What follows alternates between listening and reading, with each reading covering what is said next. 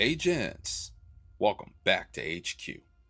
Now, before we begin today's briefing, if this channel has ever helped you look beyond titles, appearances, and other people's opinions to discover that your greatest purpose isn't building your image but reflecting God's, you know what to do. Hit that subscribe button, give this video a kingdom approved like, and share it with another agent in the field. Why? Because someone has spent so much time trying to earn acceptance that they've forgotten they're already seen by the one who matters most. And without further ado, today's mission is titled The View.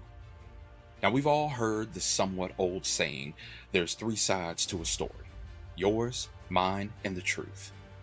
Well, believe it or not, there's also three views of every person: the way you see yourself, the way others see you, and the way God sees you.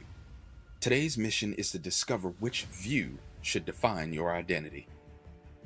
So 1 Samuel 16:7 teaches us the Lord does not look at the things people look at. People look at the outward appearance, but the Lord looks at the heart. So what happened here? What does that mean exactly?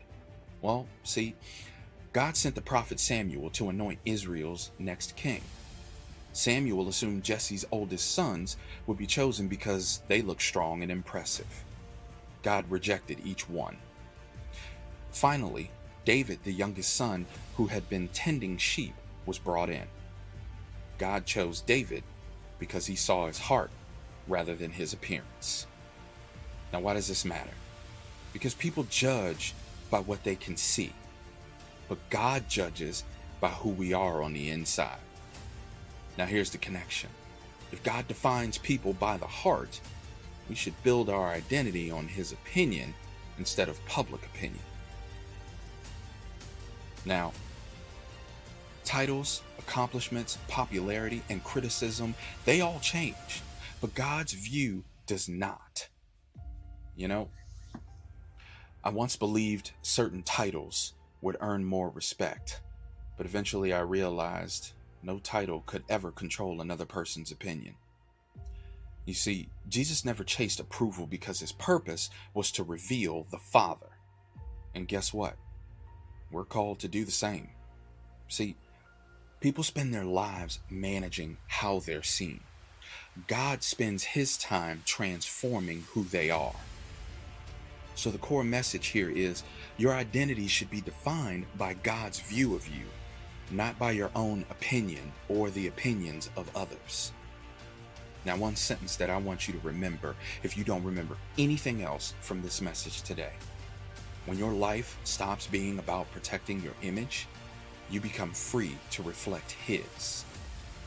So now, how do we apply all of this? Well, this week, whenever another voice tries to define you, I want you to compare it with what God says in Scripture before accepting it. Now, here's a challenge for you. Read 1 Samuel 16 and ask God to replace one false label you've believed with his truth. And remember, there will always be three views: yours, theirs, and God's. But only one sees the whole picture. All right, agents. The mission hasn't ended, but the briefing is over. Now it's time to execute for his glory. Agents, dismissed.